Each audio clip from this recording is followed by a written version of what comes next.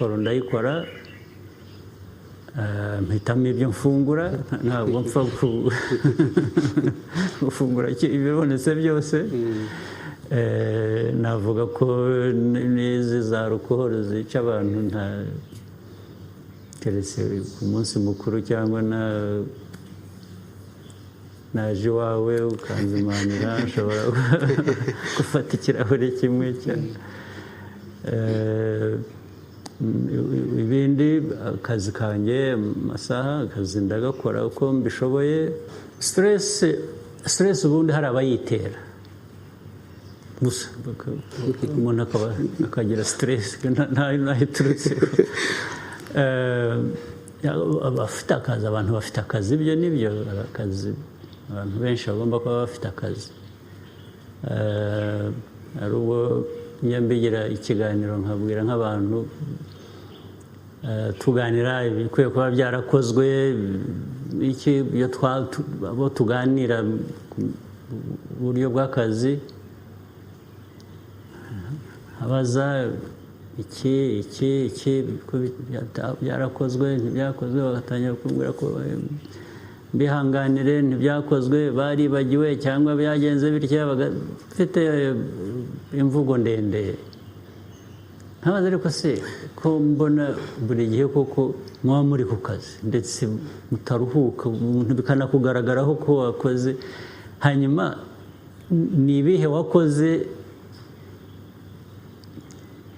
byatumye udakora ibi ngibi kandi nibwiraga ko ibi ari byo byangombwa bibanza ubwo bikakwereka ngo kugaragara ko ukora ntabwo bivuze ko ukora cyangwa se ntibivuze ko ukora ibyo ukwiye kuba ukora ahenshi rero ni aho stress ituruka mwese mubigenza bitewe stress uko umuntu abigenza ufite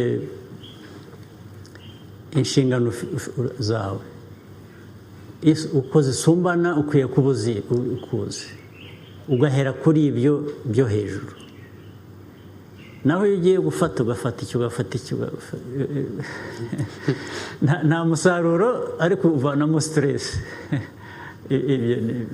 ariko iyo ukora ibintu iki ndetse wakigeraho kikakugora ukabona ko nta bundi buryo ukaba ugishyize iruhande gake ugashaka ibyangombwa byari bibuze ukajya ku bindi ugakomeza ukaza gusubira kuri bya bindi niba habonetse ariko ukomeje ku kintu kimwe udafitiye ubushobozi buhagije cyangwa ubona kitari buguhe umusaruro ariko ugakomeza aricyo urwana nacyo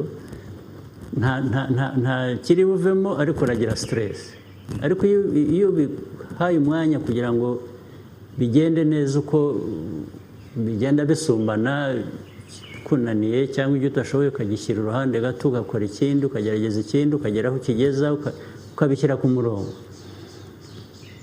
nta stress nyinshi ivamo icya kabiri hari icyo ubona cyavuye mu bikorwa ariko hari ibindi rero birwanya stress icya mbere ni siporo iyo ari yo yose hari abo kugenda gusa ukagenda ibirometero bingahe kugira ngo umubiri wawe amaraso agende neza ibihaha byawe bikore neza hari uburyo bwinshi bene siporo zitandukanye rero kubaka umubiri wawe bibona abantu baterura ibyuma cyangwa iki iyo ubikoresheje neza bikomeza muscles z'umubiri inyama z'umubiri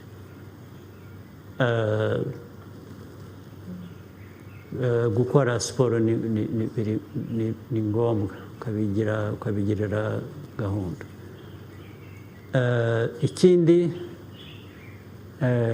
ni ibyo ugaburira umubiri wawe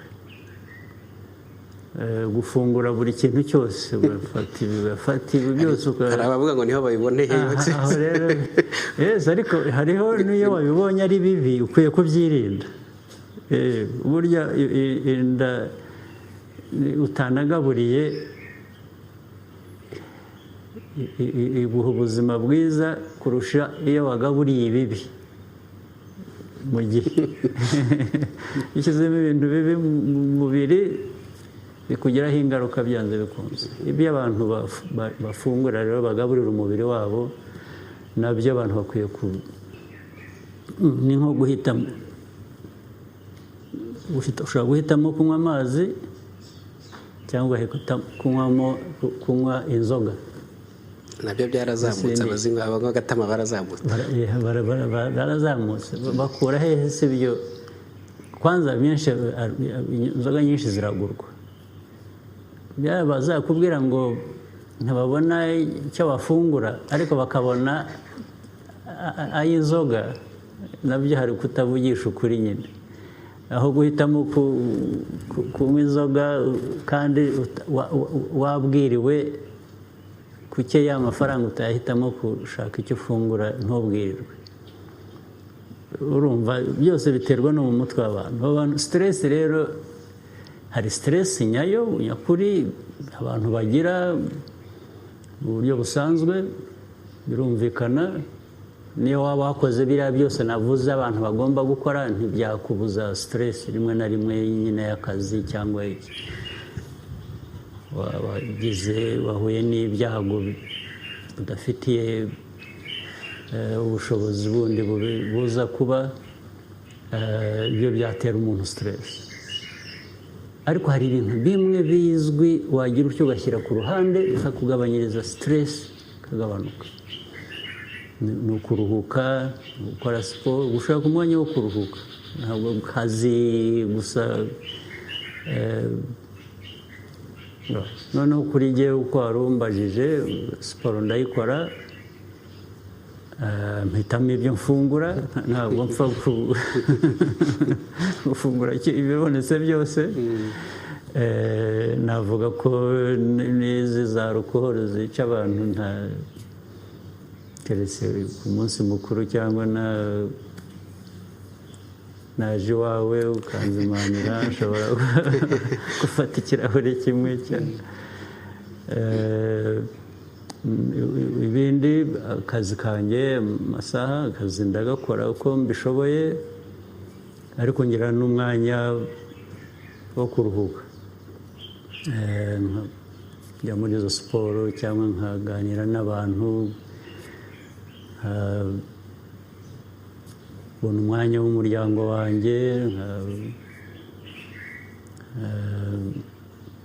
Mu by'ukuri hanyuma ariko ikindi kigoye gusobanura, sinzi ko nanjye nubwo ngiye kubivuga, hari ubwo ikintu mu mutwe kitakuremerera bitari ngombwa. Hari ibibazo birahari, ni byinshi, biraremereye. Hari n'ubwo mba nzi ngo ni igihe bireba ngomba kubikora, ariko aho kujya muri panic mode ngo uvuga uti noneho you calm down, ugatuza,